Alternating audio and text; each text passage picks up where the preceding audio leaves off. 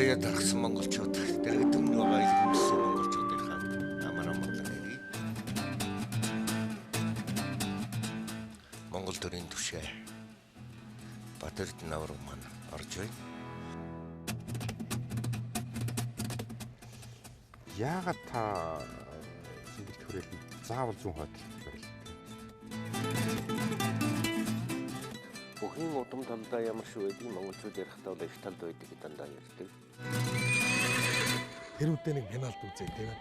Тэр нөгөө Азалчс пик хүнтэй. Бүр муутгаад хайр дурлалаа үүсгэсэн тухай баталгаа ясахаар би яснаа авчилсан. Эр хүнийг эр хүн болгож хүмүүжихэд энэ аар цэргийн алба гэдэг цэрэгт яваад ирсэн хүний алхаа гიშгэ харцсан хүртэл өөр болсон юм шиг ингэж санагддаг. Тулга минь ийм юм асууж болдгоо юм байл.